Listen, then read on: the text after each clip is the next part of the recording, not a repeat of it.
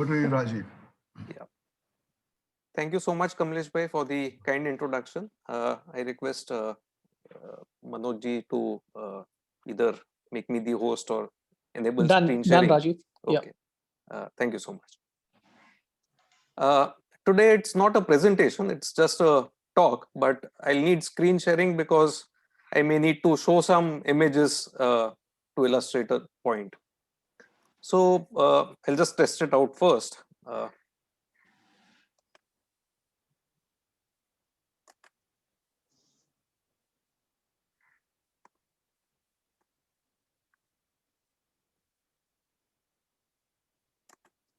Yeah. So I'll be talking about living with diabetes and more importantly, curing it. Now, I realize that I have a big credibility issue going into the talk. Why should anyone listen to me or why should anyone take me seriously? I have seemingly no qualifications to talk about the subject. And if you wanted unsolicited bad advice, all you need to do is open your WhatsApp groups. Like you don't need to come to a Rotary talk to get unsolicited bad advice, right? So I'll say two things for this. Firstly, what I'm going to talk about is my lived experience. It's what an individual called Rajiv Thakkar went through, and that same individual is talking to you in first person. It's not a Mausi ke Devar ki saas ne kaha kind of thing relating to Basanti. It's not a third hand or a fourth hand Chinese whispers kind of thing. That is one. The second thing is Kamlesh bhai referred to my qualification as a different type of doctor. Uh, I am also a Googlopathy doctor in endocrinology and diabetes from the WhatsApp University. Now, what does this refer to? Usually, it refers to a bad kind of thing. It's a derogatory term, a Googlopathy doctor or a WhatsApp University doctor. Typically, it refers to people who Google up something on some disease and ask irritating questions to allopathic and homeopathic doctors, and who or worse, even give advice to trained doctors after Googling something. So it's typically termed as a derogatory term. It's not looked at with respect. But when I say I'm a Googlopathy doctor, I'm not talking about random WhatsApp forwards or random one-page Wikipedia kind of entries. I'm talking about serious medical research, and I'll just share the screen for a few seconds.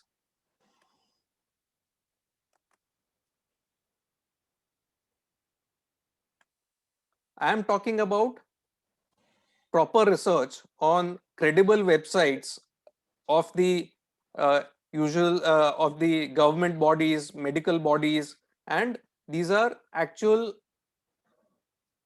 medical papers which have been put out over the years. So I'll not be talking about random stuff like पानी में मेथी डाल के P low ठीक हो जाएगा, पानी में सौंठ डाल के पी लो 2 महीने के लिए ठीक हो जाएगा, और put magnets on your stomach and you will be cured of diabetes.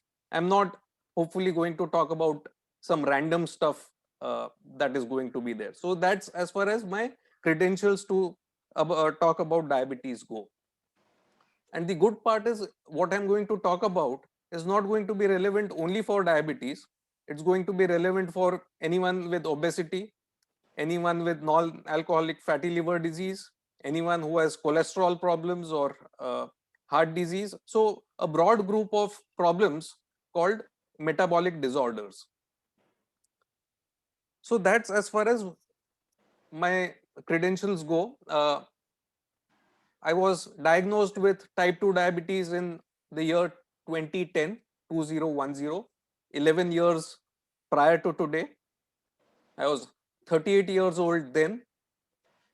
It's been 11 years since, 49 years old today. Started with a 500 milligram dosage of metformin, went up to 1 gram or 1000 milligram. After that, it went further. Another medicine was prescribed along with statins. I got non-alcoholic fatty liver disease. In simple terms, I had the liver of an alcoholic without having all the fun of drinking alcohol. How bad can it get? How much worse can it get? So that's the stage, or that's the direction I was on, meaning medication went on increasing, uh, disease kept on getting worse, and some time back I got some right advice, right track, went on that track. Today I am off medications completely, no statins, no diabetes medication. Blood sugar levels are under control. From weight of 67 kgs, I am down to 60 kgs. My waist size has come down from 34 inches to 30 inches. Uh, my visceral fat or fatty liver has not gone away completely, but visceral fat has come down. So I am not fully there, but I am significantly improved as compared to the past. I'll make an admission over here. On some days where there's a wedding or there's a celebration, birthday celebration, and if I go crazy in terms of my diet, I take one pill in the at night, 500 milligrams of metformin, but that's maybe on an average about once a month. But otherwise, I'm completely off medication to uh, control my disease, and my sugar levels are under control. So that's the journey. And if you want to figure this out, then please be part of my journey. And Kamlesh bhai mentioned that I'm a quiet person and I don't like to talk too much, which is true.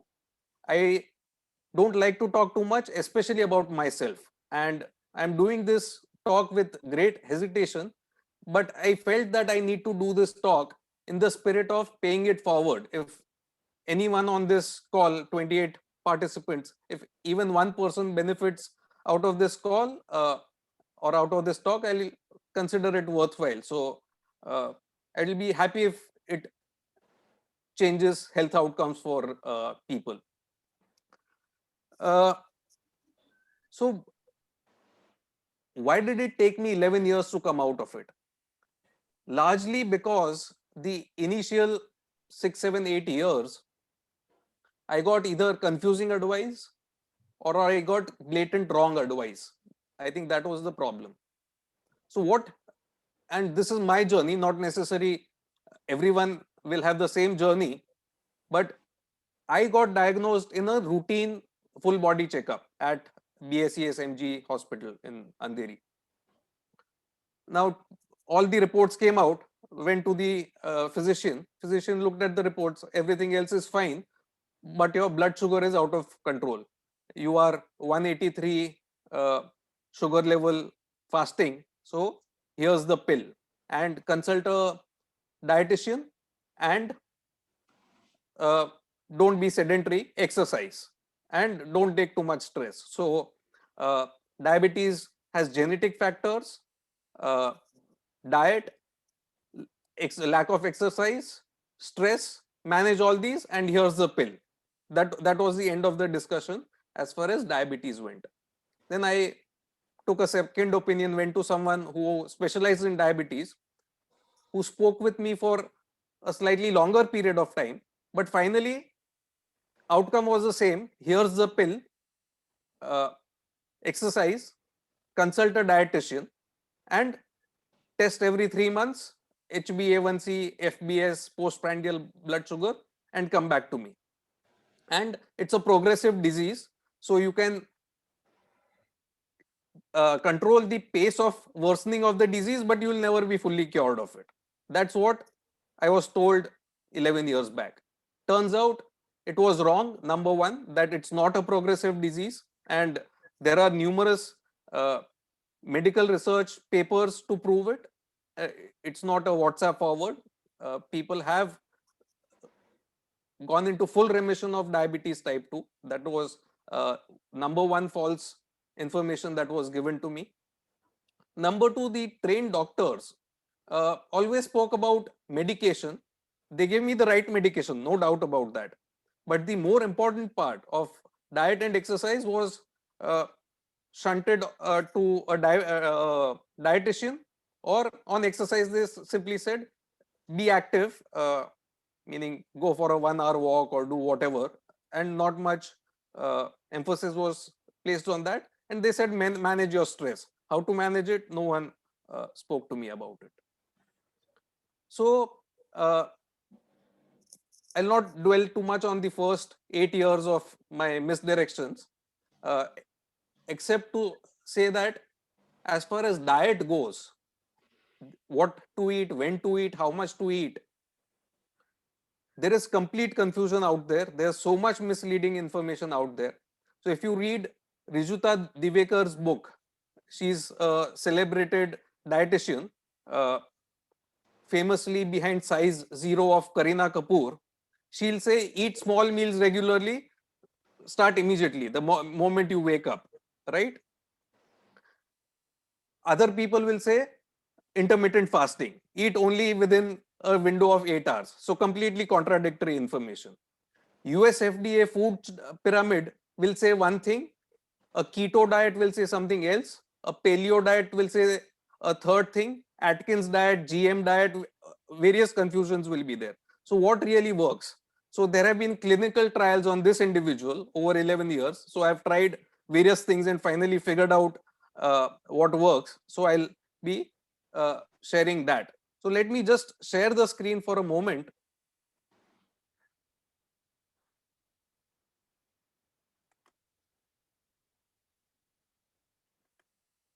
So this is the famous food pyramid that was put out by US FDA. And don't make notes about this because I'm going to try and demolish this as we go along.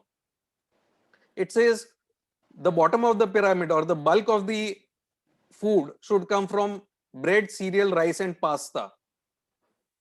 The second leg of the pyramid is fruits and vegetables.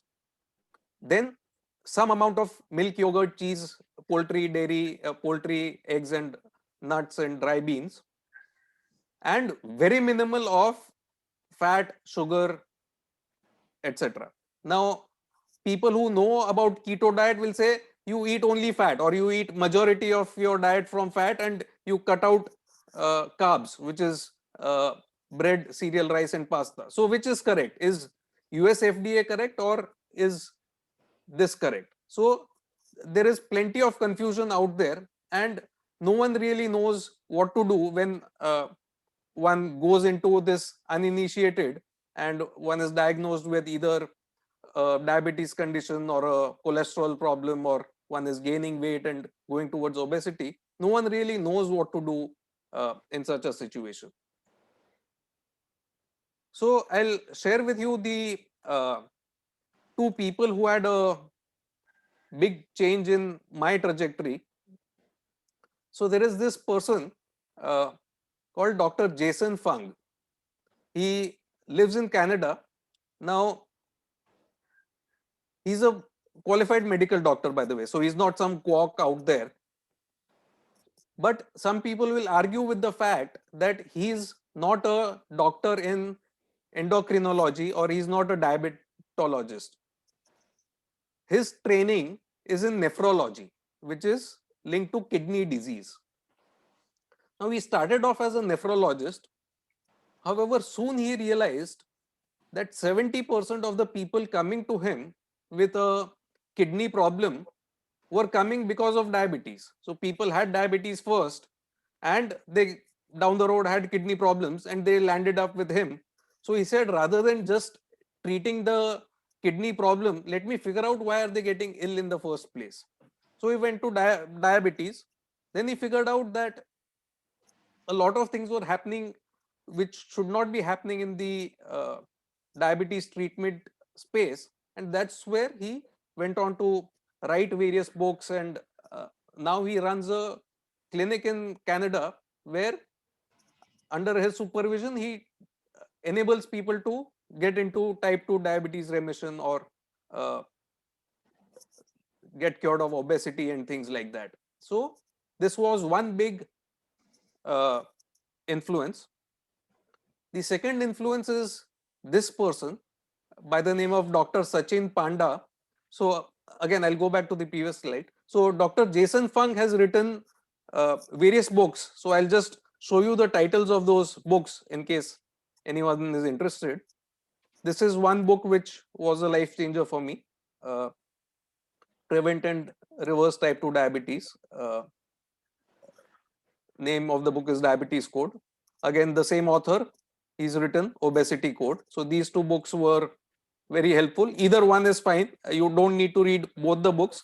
Both have more or less the same content.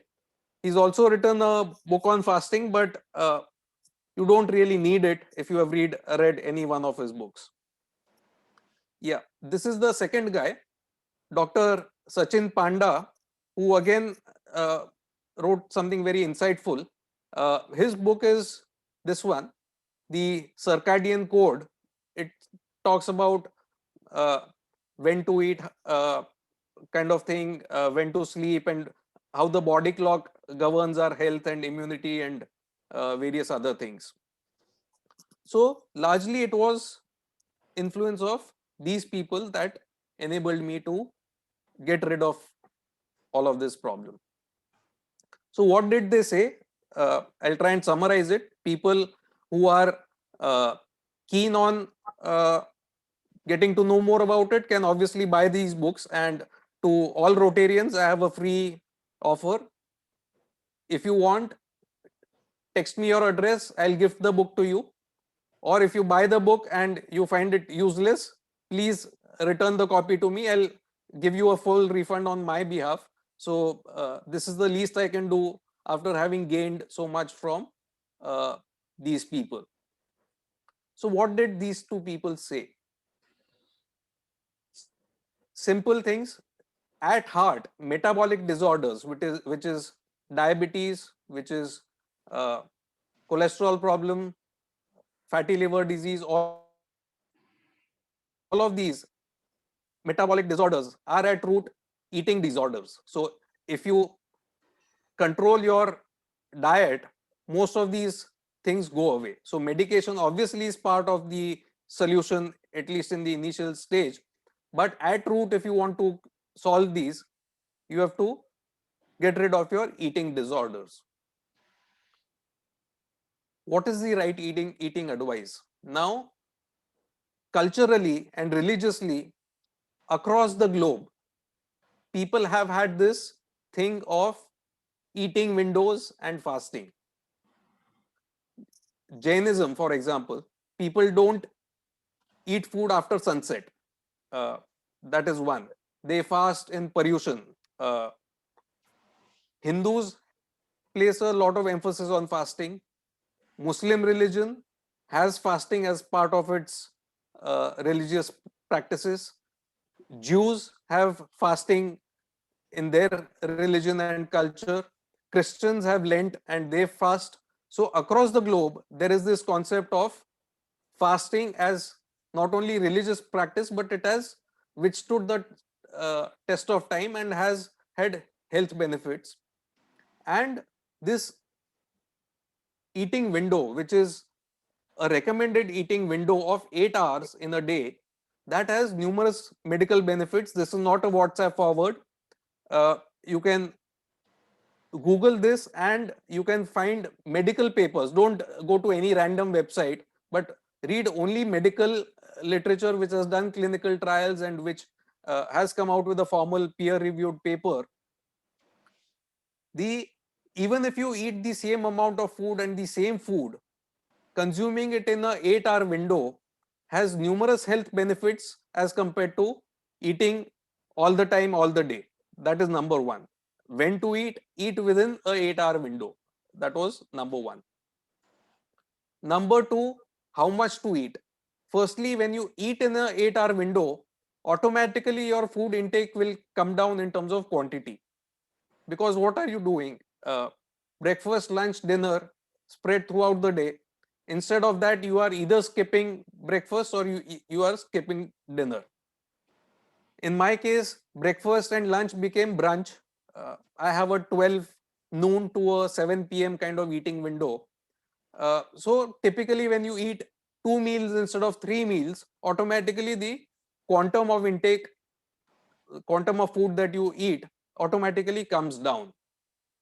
And type of food, the food pyramid by US FDA is completely wrong, and they themselves have reversed it out.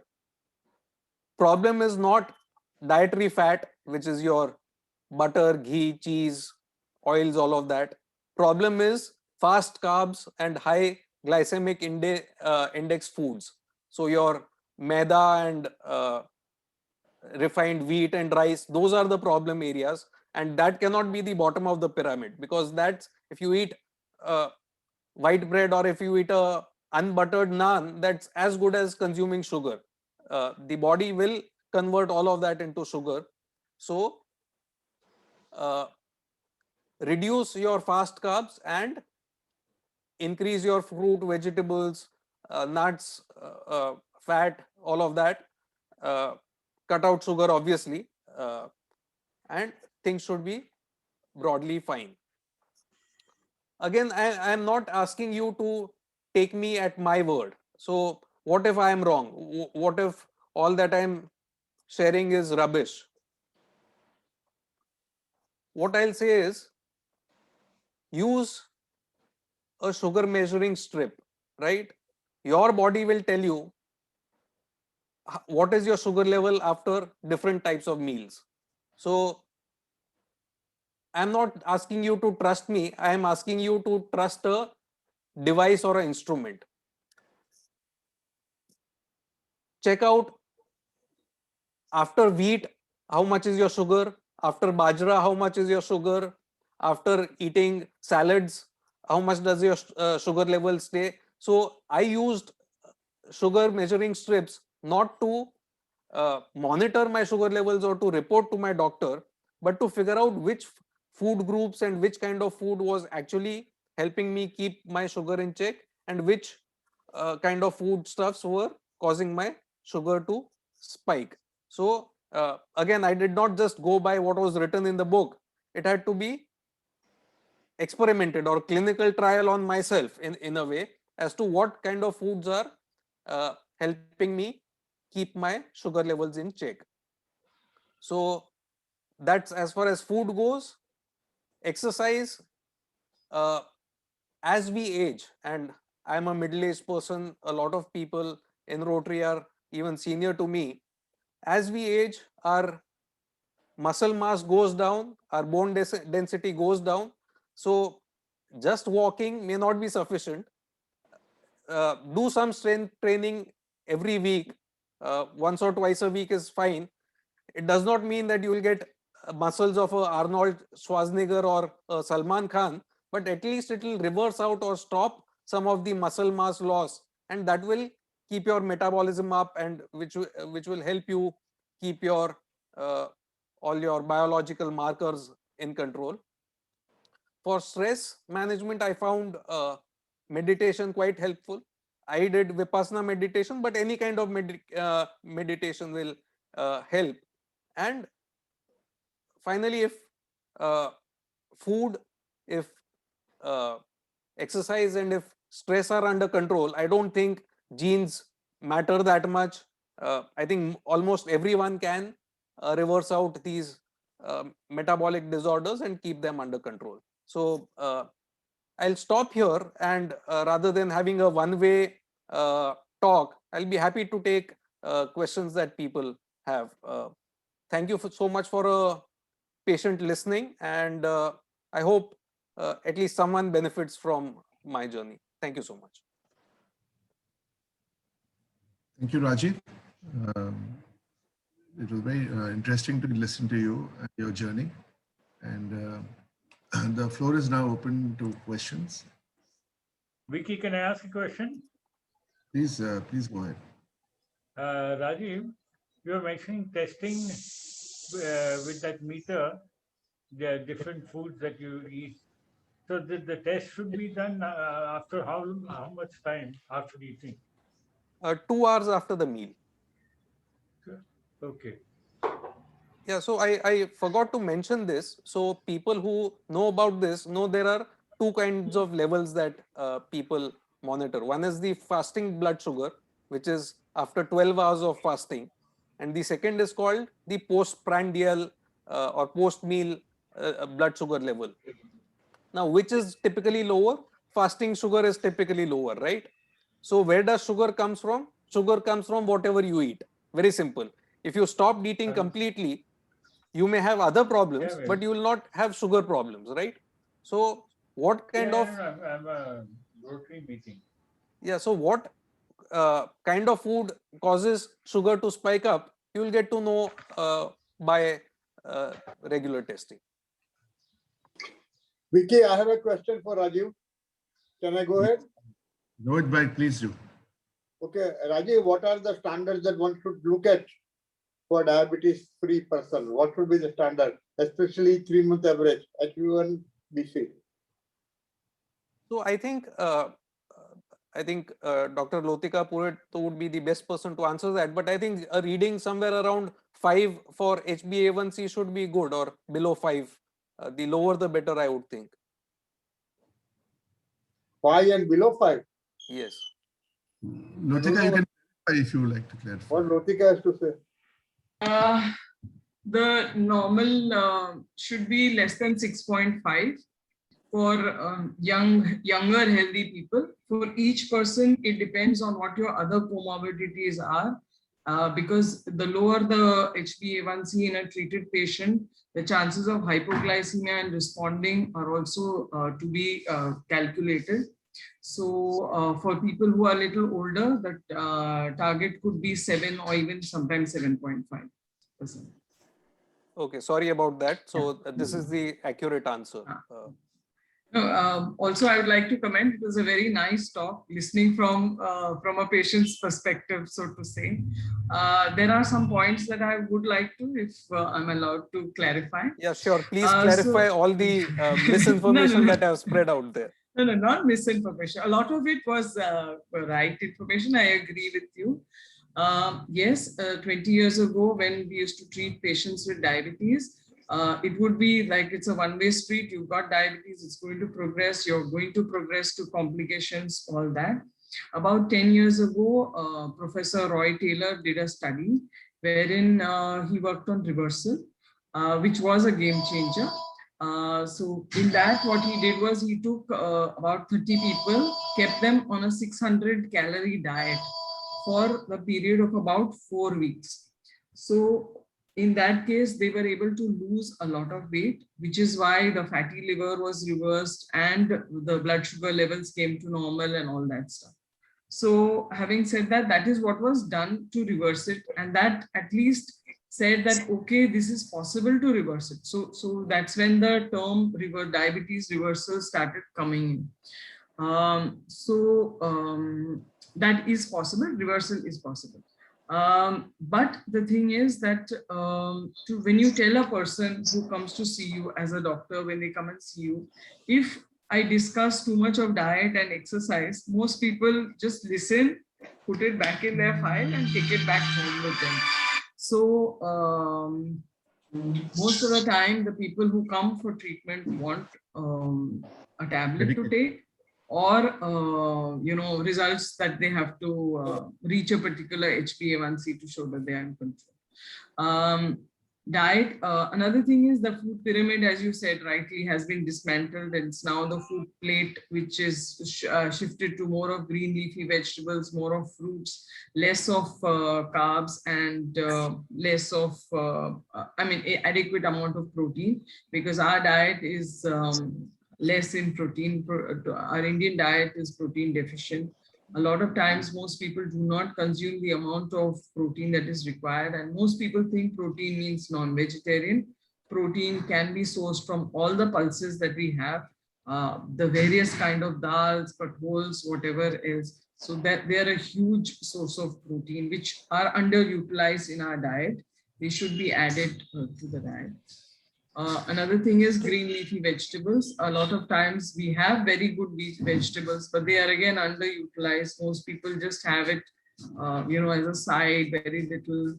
But most people, I tell them that they should have a salad to start with, like how the newer plate formula is that you have half the plate full of vegetables. So 1/4 could be green leafy vegetables or salad, whatever of your choice. 1/4 should be cooked vegetables. 1/4 for a protein or whatever it might be, dal or anything, and then 1/4 for carbohydrates. What you said about fast carbs, or that was also very true. Like samosa is as good as having that much of sugar.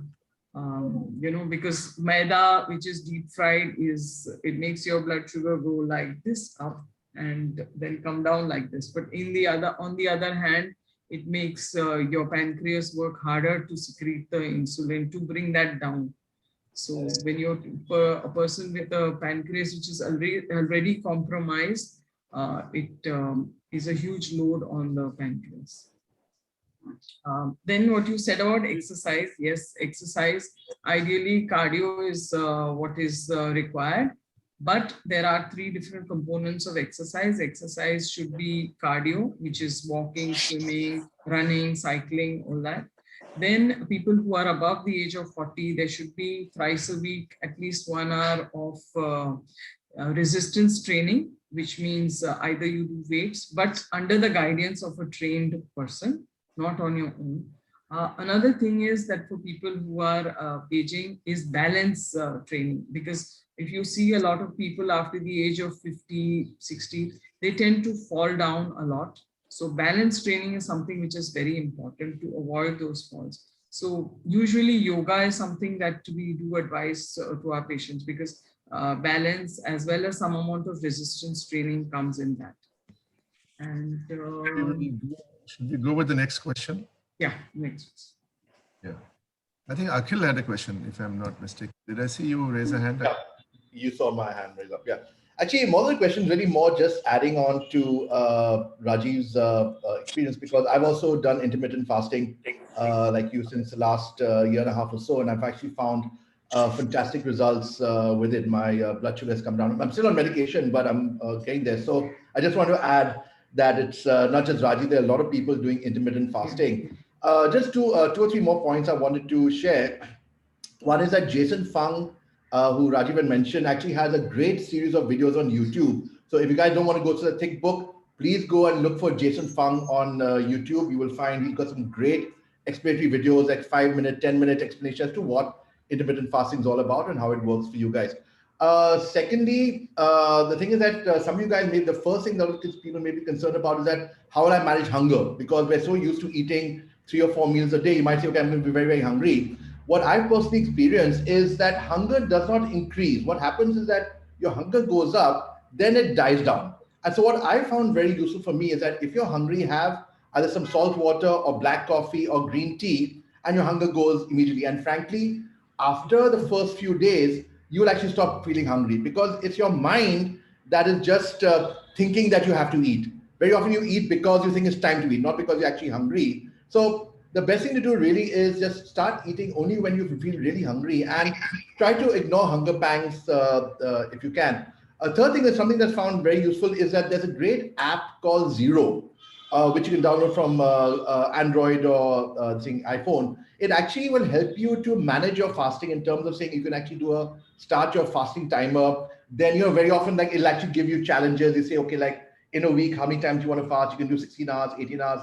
Some people go up to 24 hours or 36 hours. That's up to you. But I think most people, I think Rajiv included, maybe just doing 16 hours fast. I think we miss breakfast. And so like for me, my last meal is generally at 7 o'clock or 8 o'clock in the night. And my first meal is at 1 o'clock in the afternoon. And then I'm having black coffee or green tea in the middle. So I just wanted to just add my voice along with Rajiv and say, look, the thing is, it actually is really worth exploring. And I think Rajiv's been very generous about sharing this obesity or diabetes code books with all of us. So I think anyone is concerned about obesity or diabetes, please do take them up on the offer. Yeah, that's it. Rajiv, can we follow these books even if we are not having any issues of diabetes? Absolutely. Absolutely. Can I say something, please? Yes, Varsha, please go ahead. Okay, I wanted to say that when we take a fasting blood sugar, everybody says 12 to 14 hours fasting. In reality, if you see, forget the intermittent fasting people, but in reality, you eat around 8 to 9 in the night, and in the morning you get up at 7 and have your tea. So when that's your normal routine. So keep your fasting, anything above 10 hours is good enough. Okay, that's one thing. Second is people want to know that can I take my medicines? Yes, please take your medicines in the fashion that you are normally taking. If you are taking after breakfast, yes, you have to wait. But if you are taking before, as soon as you wake up, do take all your medicines. Similarly, in the night, you finish eating at 8, but you take something at 10 o'clock. Do take your medicines because that's your daily routine that you're doing. Third point is that if you are taking a lot of these homeopathic pills, you must remember that they do have fair amount of sugar in them. So that does sometimes affect. Coming to post lunch or post breakfast or this thing. See, most of us are looking at post lunch. We don't look at post breakfast. Many times, so that I can go to the office, I'll say, okay, I'll eat a little better breakfast and I'll do it. But if you really want to monitor and do your stuff, get your values correctly, do it as you normally do. Don't compromise. Second is that for normal people, those who are not diabetics and taking their medicines, what happens is that sometimes the post lunch is less than the fasting. And I'm sure Dr. Lotika would have experienced this, and she can well explain that what happens is that when you eat lunch, there is a overload of sugar. So the pancreas work hard and produce more insulin and brings down your sugar to less than the fasting levels. And maybe these people who have this problem may later on in life get diabetes because of exhaustion of the pancreas. HbA1c or glycosylated hemoglobin repeat every 3 months because 120 days is the life cycle of one red blood cell. Thank you. Thank you, doctor. I think Arti Agarwal has a question. Yeah, I have a question. Yeah, hi. I have an HB1AC of 5.4 and I've been recently diagnosed with fatty liver. So what care should I take to bring it down? I mean, what can I do?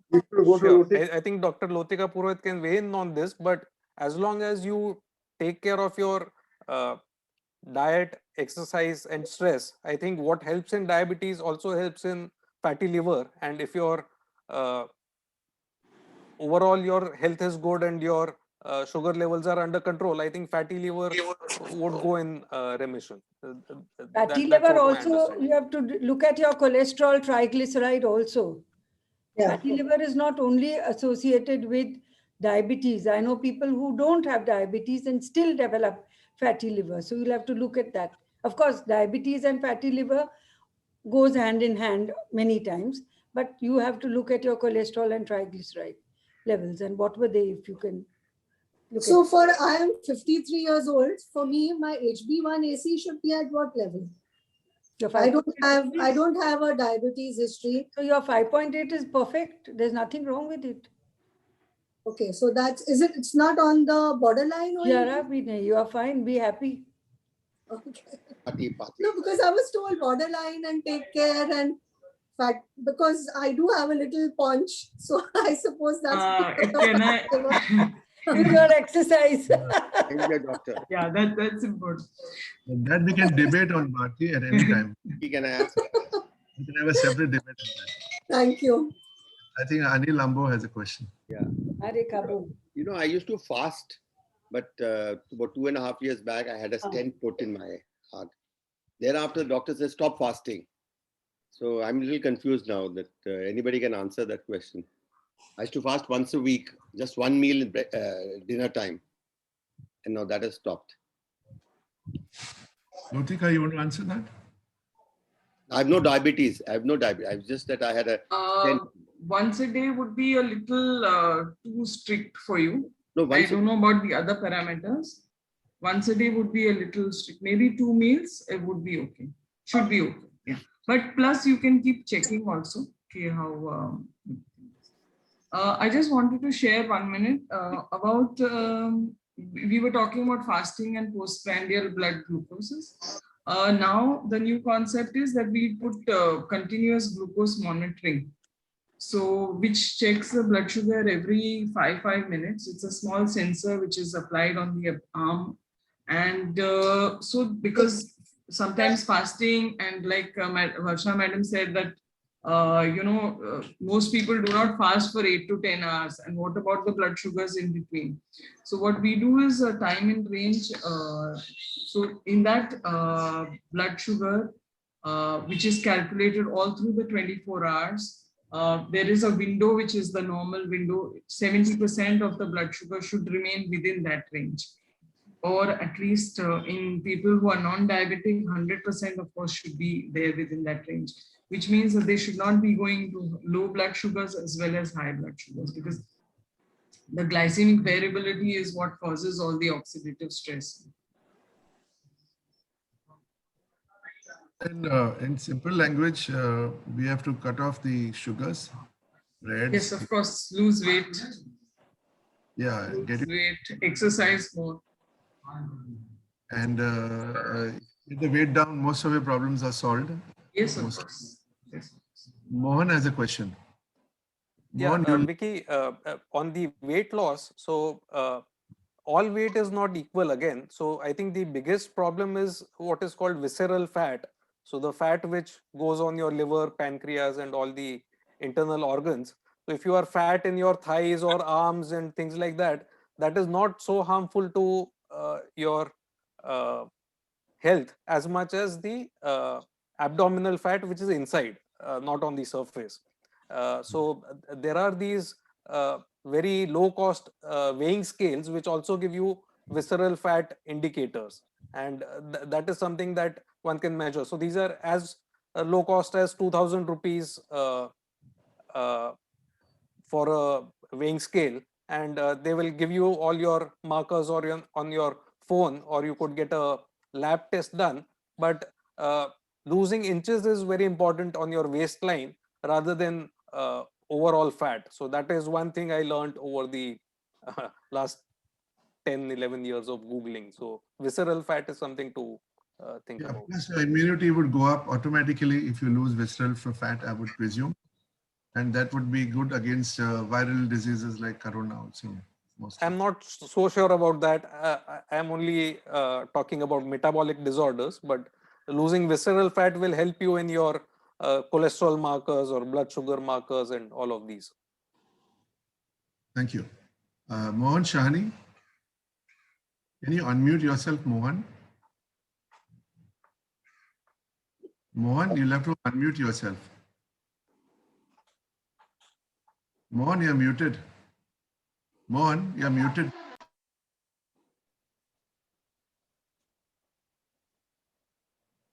Yes, you're still muted.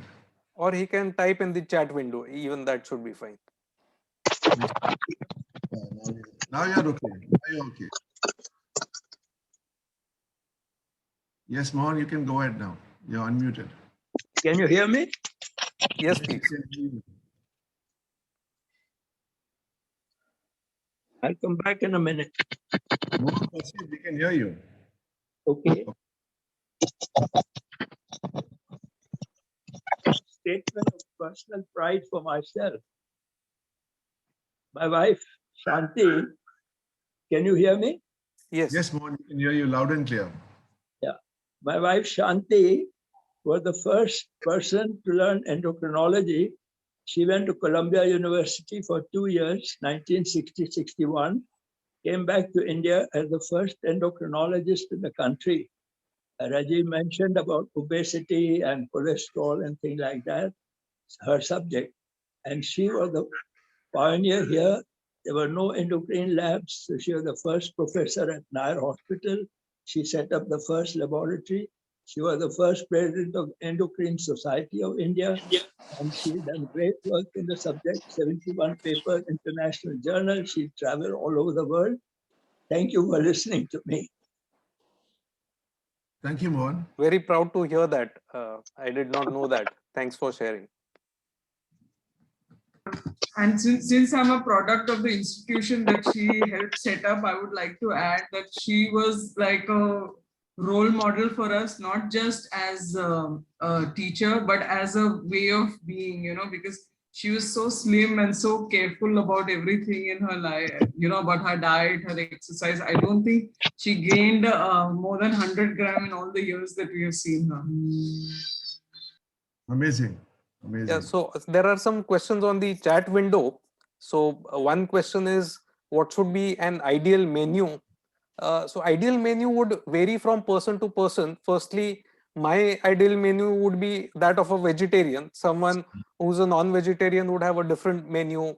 I am more towards a guju kind of food. So different people will have different cuisine. That's why my recommendation would be to cut out things like refined sugar, cut out things like fast carbs like maida, even as far as possible, if you can reduce wheat and rice and things like that, and increase proportion of beans, increase proportion of veggies, increase your fruit intake, even nuts and all are fine.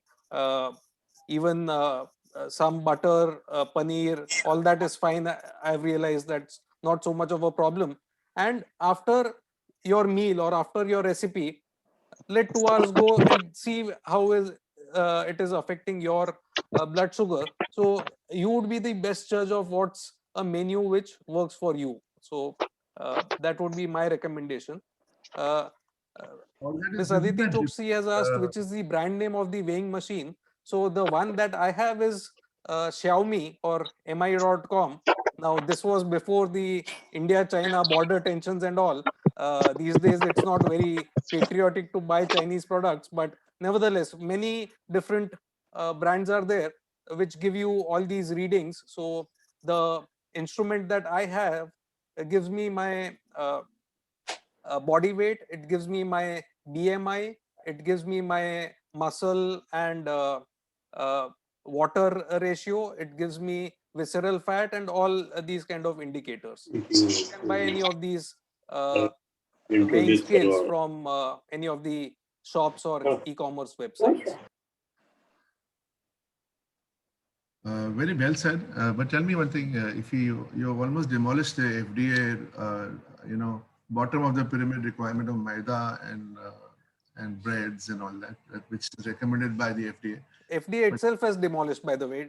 They themselves have walked back on their guidelines. So the unfortunate thing is that the medical authorities will put out something and the public will keep doing it even when the medical authorities have walked back on that. So for example, COVID, initially they said masks are not required, but keep washing your hands. And we still, whenever some e-commerce delivery comes, we'll wipe it with a disinfectant and all of that. Today they've said surface transmission is not that big a factor. COVID is air transmitted and masks are most important. So US FDA itself keeps changing their requirements and people still follow the old recommendations, whereas today they don't recommend what they said earlier. Like they did on cholesterol factor, maybe. Yeah. So now they say dietary cholesterol has no connection with your blood cholesterol. That's what they say now. Oh, wow. Is that true? Maybe we'll have to ask some doctors, So any further questions? I think we are all done with the questions and everybody's keen to read the books.